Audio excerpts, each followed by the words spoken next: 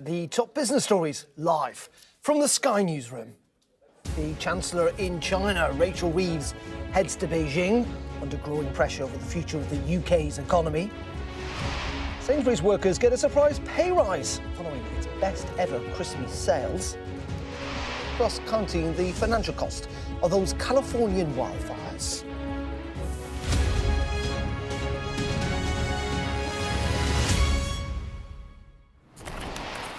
Yeah, very good morning on this Friday. Welcome to Business Live with me, Darren McCaffrey. The Chancellor is heading to China today for trade talks, and that is despite growing concerns at home about the state of the UK's economy. The last few days have seen borrowing costs soar and the pound tumble, increasing pressure on Rachel Reeves. Well, let's have a look at how the markets are doing this morning. As you can see, the pound is down again today against the dollar at 1.23. It's difficult to remember that not that long ago, it was above $1.30. It is also down against the euro. Again, a couple of weeks ago, it was at an 8-year high. And the FTSE, if we have a look at how that's doing today, it is also down this morning, down 0.27%. A lot of reds. Overnight, the markets in Asia saw a broad decline, that reflecting shrinking confidence about the chances of a further interest cut in the United States by the Federal Reserve. Well, let's get more on this with Ed Conway, our economics and data editor. Ed, let's talk about China, because Rachel Reeves is about to arrive there. And you know, this is a big moment for the Chancellor, isn't it, in many, many ways?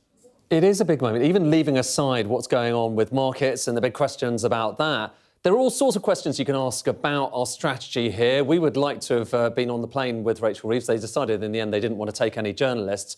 But let's just give you a sense of the backdrop to this, OK? Because China is a big part of our economic story. This is how much we import from China. That's how much we export. And what you can probably tell from that, we're talking about 60 billion pounds there of imports, is imports are far bigger than exports. So there is a large trade deficit, that gap there. China importing double what we export to China in terms of goods. That doubtless will come up. But as will this, OK? Take into account services, so financial services, engineering services, all of that stuff. The UK is really good at that. And so, look, we export far more services to China than China does to us. That's our comparative advantage. Perhaps that is what explains the fact that Rachel Reeves has decided to take financial services people on the plane to China with her. They're going to be talking about that. But if we just take that bar and show you how China compares with other trade partners for the UK, well, it's down here. What is that? That's the 6th biggest export destination that we have. But piddling, really, in comparison with the US. And some are going to ask the question, in cozying up to China, are you going to be compromising this relationship? We'll have to wait and see, and we'll have to wait and see what Donald Trump says. But even before Donald Trump came into the White House, there were big changes afoot in terms of the amount of tariffs that was being imposed on China, and particularly Chinese electric vehicles by other countries. So look, the US, Canada, India, they've imposed 100%, up to 100% in the case of India, tariffs on Chinese electric vehicles. You can see the EU's got tariffs on Chinese EVs. Japan doesn't tend to buy much in the way of Chinese vehicles. And look, there's one outlier here, the UK. It is basically pretty much the only developed economy out there which doesn't have extra tariffs on Chinese EVs. So that's quite a big deal, Darren. And it is, isn't it, Ed, a big deal, because we are an outlier in all of this. Well, why is that, Ed? And I suppose, isn't that a sign maybe of why China matters in terms of our relationship with it? It matters enormously, and it matters when it comes in particular to electric cars, OK? And why does that matter for us? Now, this is only one thing, obviously, that we import from China. But I'd be surprised if this wasn't going to come up, because the UK, like I say, is an outlier. We don't have tariffs on Chinese EVs. Most other countries around the world do. It makes the UK a really attractive place to sell your EVs into, your electric vehicles. And that, one expects, is what China is going to do. In fact, you might not think of China as a big car producer in the UK, but it's moved up from being relatively small. This is showing you Chinese car imports compared with other countries into the UK back in 2014. Look at that red bar and look how that changed over the last decade. Look at how China has gone from being quite low down in terms of the producers sending cars into the UK to the second biggest after Germany. And that bar is only going to get bigger. And why is that going to get bigger? It's because there's lots of extra Chinese capacity to make cars right now. This is showing you how much there is in terms of car capacity in the factories in China, in Europe, in North America, in Japan. That's how much they're making. But look at how much extra capacity. So these are the cars they could be making with the factories they've got. China has loads more room to make cars in the future, suggesting there's going to be a lot more Chinese exports into the UK in the coming years. And raising the question, is that something Rachel Reeves is going to talk about in China? Like I say, we would love to give you more detail on that, but for the time being, she's decided she doesn't want journalists with her on that trip, so we're slightly in the dark. We are indeed, Ed, and there are many people suggesting that the Chancellor shouldn't have gone to Beijing in the first place, given what's happened this week. We've also heard from Martin Wheel, haven't we, who, of course, used to sit on the MPC at the Bank of England, saying that what's happened, or what could be happening at the moment here in the UK, is akin to the debt crisis of the 1970s. What's your take on that? Do you agree? I think it's a little OTT. I think it's a bit over the top for Martin Wheel there. I mean, I did read what he said, and he said this is the kind of thing that the Chancellor would fear, but it's not necessarily happened yet. And to be honest with you, it hasn't happened yet, but there's definitely reason for concern, and we've been reported on this for the last few days. This is showing you the level of bond yields in the UK. So the dark blue line is UK bond yields and how much they've changed over the course of the days after the budget versus the US, versus Germany. And you can see up until a few days ago, we were kind of very much in line with the US, actually a little bit below the US. Look at what's happened in the last couple of days. I'm going to kind of bring on the latest numbers. You can see the UK has gone up quite a bit. So we're now above, in comparative terms, versus October the 30th. We're above the US. But also Germany's come up quite a lot as well. Now, none of this is to say that there aren't big concerns about what's going on in the UK. Investors are worried, but it's worth saying you're also seeing other bond prices going up around the world as well. It's going to be really nervy. It's going to be nervy for the next few days, partly because people out there in the markets are kind of conscious that there's higher debt levels, and they're conscious that the UK has them, and they're conscious that other countries are going to try and adapt to this new world where you've got a new president in the White House. And then there's China as well. So I think it's going to be a nervy few days, and we're going to probably hear more from the Chancellor on it. And like I say, this China trip has come at an awkward time, given all of the rest of these bits of news. Indeed. Ed, great stuff as always. Thank you very much indeed. Ed Conway there for us. Let's bring in the view from China. Join our Asia correspondent Nicole Johnson, who is in Beijing for us today. And what is the view in China? Does this visit matter to the Chinese as much as it seems to matter to us back here in the UK? Well, this is a significant visit for the Chinese because it is the first time there's been direct financial talks, or they call it financial dialogue, between China and the UK since 2017. So that is a long time, and that is significant. But of course, for China, some bilateral relationships are more important than others, and the big ones for China are, of course, its relationship with the United States, with Russia, with the European Union, and these days the UK is a little bit further down the track. But from China's perspective, they do want to see an improvement in the relationship. But not only that, they want it to be consistent and predictable, especially with the year that we're going into, where it could get very unpredictable with US President Donald Trump.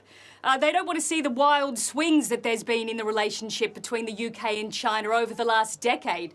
Because remember, there was a period where it was categorised as a golden era, and then it became an existential threat, a strategic threat, the relationship between China and the UK. So China would like to see all of that change. They'll be carefully observing the Chancellor to see how she behaves, to see what she has to say. And certainly from their perspective, they're not sure what the UK's position is. I'd classify it as ambiguity. That's how the Chinese are looking at it.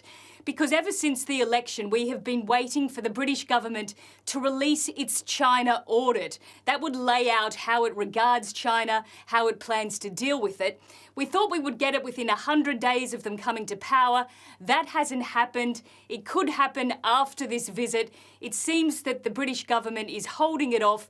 That will give us some indication. But There are all sorts of complicated issues, as we know, between China and the UK, allegations of spying, of cyber attacks, and often on these state visits, it's what is not said that becomes just as important as what is said. So how will the Chancellor navigate some of these issues? Will she mention them behind closed doors? Will she allude to them at all? So that's what the Chinese will be carefully observing, to wait and see what happens.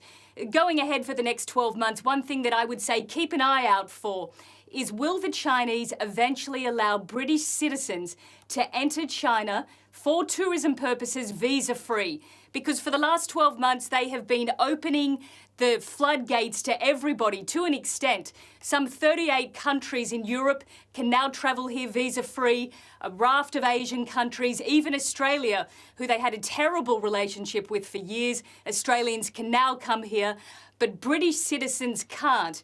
And if we eventually see that in the next few months or the next 12 months, that would be a clear sign that that relationship between the UK and China is getting back on track. OK, Nicole, thank you very much indeed. Live for us there in Beijing. Let's go straight to Daniela Haythorne, who is a senior market analyst at Capital.com.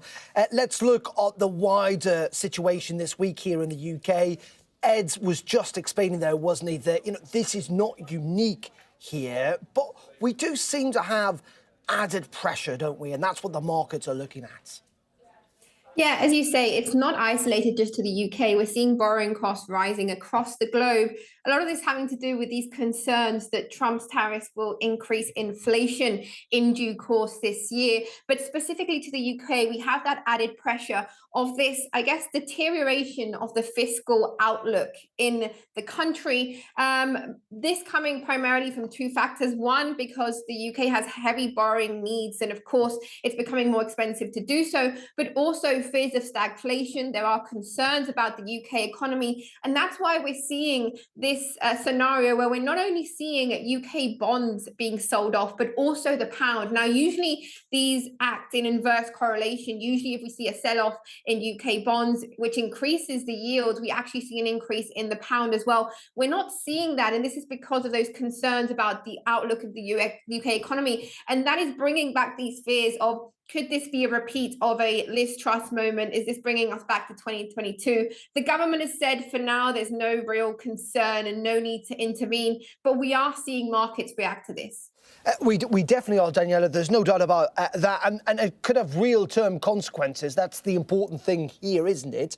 Because it'll force the government potentially to make a choice of further tax rises, which they seem to be ruling out, changes to their fiscal rules, which they seem to be ruling out, and potentially where it does go to is cuts, if you like, to public spending.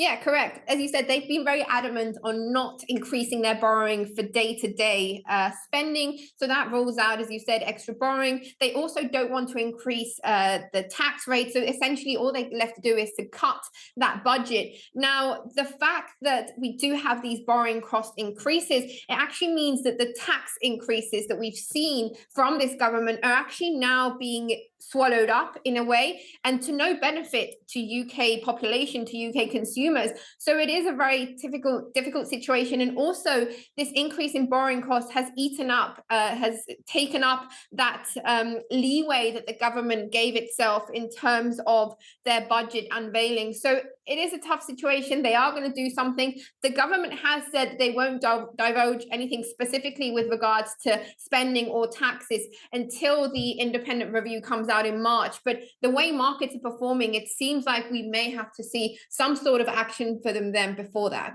OK. Daniela, as always, great analysis on this Friday morning. Thank you very much indeed. At the end of a difficult week for the UK economy there, Daniela from Capital.com. Now to California, who've also experienced a very, very difficult week where deadly wildfires have continued to rage in Los Angeles. 10 people have known to have been killed, while more than 130,000 people have been forced to leave their homes. Meanwhile, a preliminary estimate from JP Morgan found that damages from the Palisades fire alone could exceed some $10 billion. With hundreds of homes destroyed, it's expected to be one of the most costly natural disasters the United States has ever seen. Well, I'm speaking to David Flandro, who is Head of Industry Analysts and Strategic Advisory at the global insurance firm Howard & Reeves. Very good morning to you. $10 billion, JP Morgan are saying. I mean, it's always difficult to work these things out, isn't it, David? But there is little doubt this is going to cost a hell of a lot of money. Absolutely. And we've been watching those estimates very closely over the last couple of days. To be honest, they're moving around quite a lot right now. And if anything, I think that the insured catastrophe loss estimate could be double the 10 billion that you just cited. And then the economic losses, which are much higher, certainly look north of 50. And we had an estimate out this morning that said it could be north of 100. So this really would be the most expensive wildfire in U.S. history, at least in modern times. And it's rivaling the larger losses that we have down in the North Atlantic Basin, the hurricanes. And, previously we didn't think about wildfire as a primary peril, but now it definitely is. And it's something that we're having to examine much more carefully in the insurance industry. If I can just say the most important part of the story, as I'm sure you've outlined, is the terrible human cost. And we obviously, like you, I'm sure, encourage everybody to get out of harm's way. That's the most important thing here. That is an incredible sum of money, $100 billion, David. Now, thankfully, I would assume that most people in Los Angeles will have some fire insurance, but this will put enormous pressure on those insurance companies and also on the prospect of getting insurance in the future. Well, that's right. And one of the big topics in the insurance sector right now is something that we call the loss gap. That's the availability of insurance. And that's really what we do in Howden. We try to fill that loss gap. We try to get coverage for people when they most need it. And that loss gap is just growing rapidly. And you can see that here in Los Angeles. I mean, the discrepancy between the insured loss estimate and the economic loss estimate may be the widest that we've ever had in percentage terms for any wildfire. Unfortunately, this is an increasing trend, and it's due to a number of different factors, not least among them climate change, but also it's the fact that population is growing, insurance penetration is growing in some areas, wealth is growing, and then the frequency of events is growing as well. So it's really a combination of factors causing this. I think this is a real wake-up call for California. It's not the first one that they've had. The hope is that this will create regulatory action to make insurance more accessible to Californians, not just in what's called the excess and surplus market, but also in the admitted market where the majority of people have to buy insurance. And we're working on a number of different ways to do this. Lloyd's of London is a big player in the excess and surplus markets in the US, but also there are managing general agencies. Anything that we can do to get capacity into the market right now is clearly warranted. OK, David, thank you very much for that. As you say, an enormous sum of money as Los Angeles continues to deal with those fires. Thank you. Thank you. And don't forget, we'll have a special programme on those fires in LA from 7 p.m. this evening with Jane Secker live from California. Let's just bring you up to date with some breaking news that's come here to Sky Centre in the last couple of minutes. And that is a warning from Centrica, of course, who operate the largest gas storage site in the UK, saying that Britain's gas storage levels are concerningly low, with less than a week of gas demand in store following, of course, the cold snap that we've seen across the country. So they are warning, and we rely quite heavily on gas in this country, particularly for home heating, that the current levels are concerningly low. We'll have more on that, of course, on the Sky News app and indeed on the main news at the top of the hour. Let's bring you up to date with one other important business story, it should be said, today for lots of workers at Sainsbury's, because they've been given a surprise 5% pay rise after the supermarket celebrated its biggest ever Christmas. It told shareholders it's on track to increase its profits for the year in line with previous targets, but a warning that prices could rise for consumers. OK, you're watching Business Live here on Sky News. Coming up in just a couple of minutes, how Taylor Swift may have helped UK music sales hit a record high last year. We'll be talking about that up next.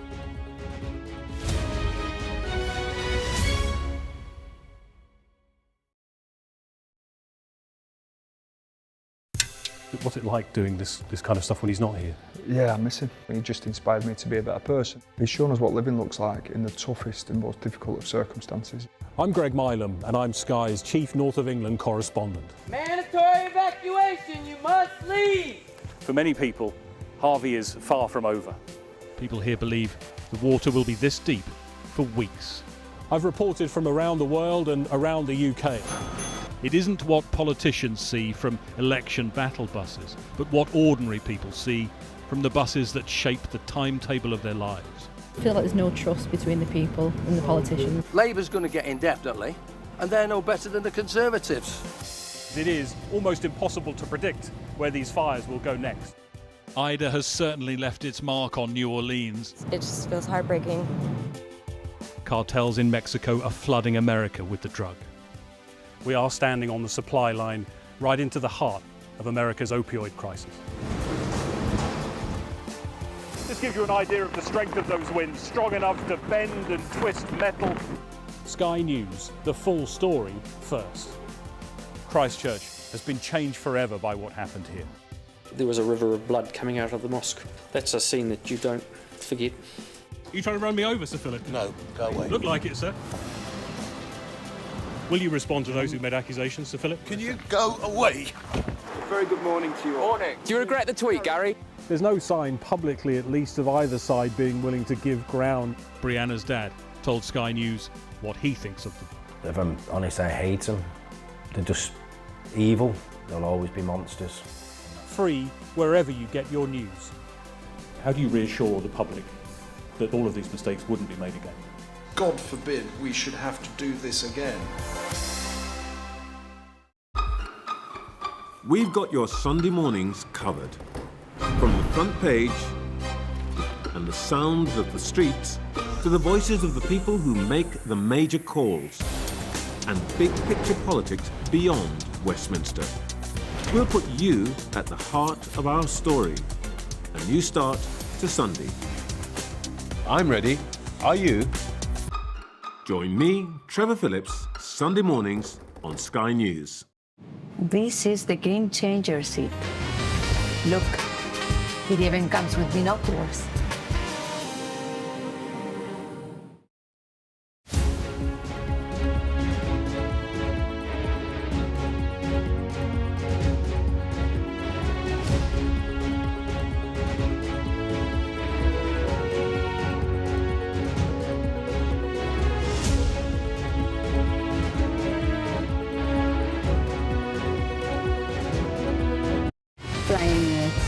Fly better. Thank you.